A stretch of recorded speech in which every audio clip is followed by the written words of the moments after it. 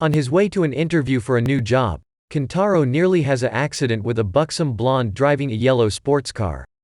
She offers him a large sum of money for cleaning and any injuries he sustained.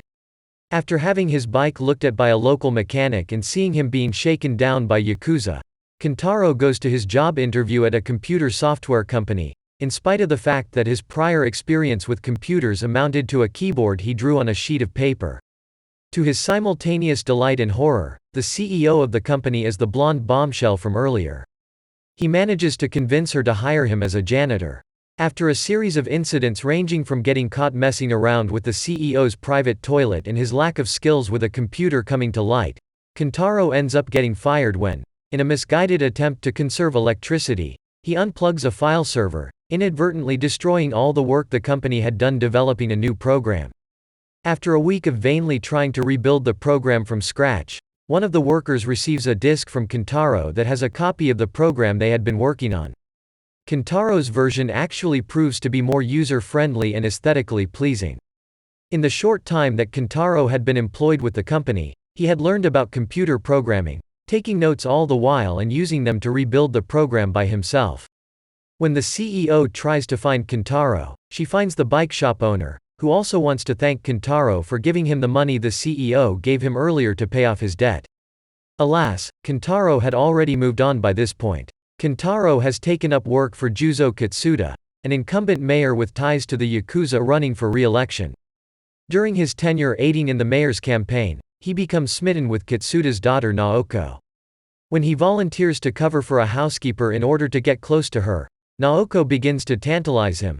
Beneath her visage as a sweet girl, she is actually a manipulative schemer who strings Kintaro along for her own amusement. During a tutoring session one evening, Naoko steals Kintaro's notebook. She reads it out of curiosity, only to find that he had seen through her ruse all along and even speculated she was a sad girl suffering from a father complex. Out of revenge, when Kintaro returns to find his notebook, Naoko cuts up her clothes with scissors, hands the scissors to Kintaro, then screams for help, telling her father that Kintaro snuck into her room and attacked her. Naoko hopes to see Kintaro beg for his life after being confronted by her father and his Yakuza goons. Instead, Kintaro suddenly kisses her and declares that he loves her. Outraged, her father sends his thugs to beat Kintaro to a bloody pulp. Moved by Kintaro's gestures to protect her, Naoko makes the Yakuza stop attacking him and begs his forgiveness.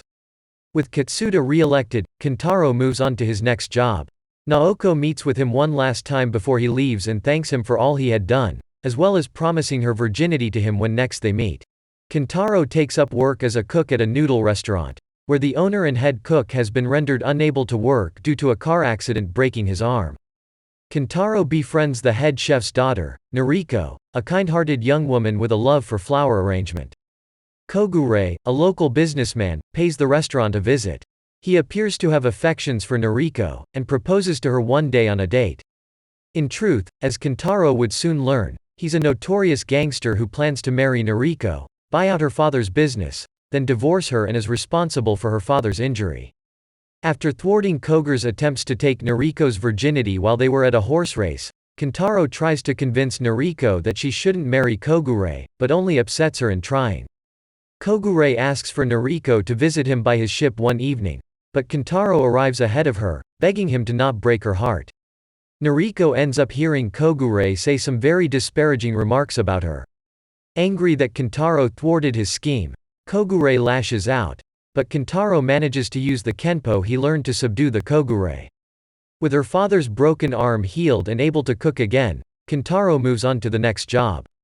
Noriko crafts a wedding bouquet of flowers, placing a note inside addressing the bouquet to Kintaro. Kintaro applies for work at an indoor swimming pool as a coach, but leaves a poor first impression on the pool's manager, Ayuko Hayamizu, due to his inability to swim properly. He foolhardily challenges the Olympian swimmer to a race in 1 month's time. If Kintaro wins, Ayuko would hire him as a full-time coach, but if Ayuko beats him, she would have free reign over him. Over the course of the month, Kintaro volunteers as a swimming instructor for children, training to swim during his off time. One evening, during their off hours, Ayuko challenges Kintaro to keep up with her. Kintaro manages to catch up to her, getting his face stuffed up her crotch in the process. When the two emerge from the pool, Ayuko finds that Kintaro is sporting a raging stiffy. Incredibly livid, she punches him out and fires him on the spot. In the days since, the other children's instructors adopt a new teaching curriculum that incorporates games to teach the kids to hold their breath underwater, in addition to new techniques to help them float on their backs. The new regimen proves highly successful, and to Ayuko's surprise, was created by Kintaro, who had also become a favorite teacher among the children. Alas, Kintaro had long since gone on to his next job. While stopping to catch his breath at a gas station, Kintaro encounters a female motorcyclist who, while he's obviously watching, uses the vibrations from her motorcycle to get off. When the woman takes off just as she hits her peak, Kintaro gives chase. Afterwards, Kintaro takes up work as a scullery worker at an old-fashioned Japanese estate. He becomes smitten with Reiko Terayama, the daughter of the estate's owner and an old-fashioned Yamato Nadeshiko. After being caught ogling her toilet one day, however, he ends up getting fired. After camping out near the estate's entrance for several days, he sees Reiko take a taxi to an abandoned building. He follows and discovers that Reiko is actually the sultry motorcyclist he met earlier. Reiko, knowing no one would believe Kintaro if he told anyway, explains that there is no man alive who could satisfy her, and the only one that could help her reach ecstasy was her high-performance motorcycle. Reiko tells Kintaro that if he wants her, he'd have to catch up with her bike, a challenge that Kintaro readily accepts. Kintaro races against Reiko, and seems to be at disadvantaged as a result of his racing her on a normal bicycle. Against all odds, however, the crafty Kintaro manages to keep up with her. The two hit a steep downward incline ending in a sharp 90-degree turn, with a bridge at the corner out. The brakes on Kintaro's bike fail, and he manages to pass by Reiko and goes soaring off the road and the mountain. Amazingly, he survives. Surprised that Kintaro could beat her, Reiko gives chase, all the while begging Kintaro to ravish her. Kintaro takes up work at an animation studio as a production administrator, delivering animation cells and picking up food and supplies for his coworkers. The studio is working on a movie adaptation of the work of Tatsuya Ogawa, and has fallen behind schedule. After a particularly disastrous visit by the producer, the crew learns that the movie's director has been injured in a car accident, causing everyone to fall into despair. When one animator mentions that they'd need help from a company specializing in computer animation, however, Kintaro knows just who to call: the computer company he had worked for. With their help, work on the movie picks back up. The other women Kintaro worked with throughout his jobs also lend their aid. Naoko fills in for a voice actress. Noriko brings meals for the team. Ayuko provides filmed footage of herself swimming to use as reference. And Reiko helps run deliveries. All the while, she begins to wonder if she's being any help at all. Kintaro tells her that she is, because everyone on the animation team helps to bring the movie together, and that animation is an amazing medium and one that is fun to work in.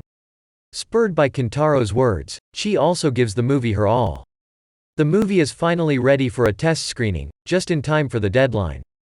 To everyone's surprise, the movie meets with Tatsuya Ogawa's approval. She wishes to thank Kintaro, but he had already moved on. The other women immediately give chase, and Chi vows to follow him, but first, she has a job to do. As she works on cleanup animation, she thanks Kintaro for helping her learn to love animation again. This video ends here. Did you like this anime? Do you think we need more Golden Boy series? Let us know your thoughts in the comments and we will see you next time on Anime Recap.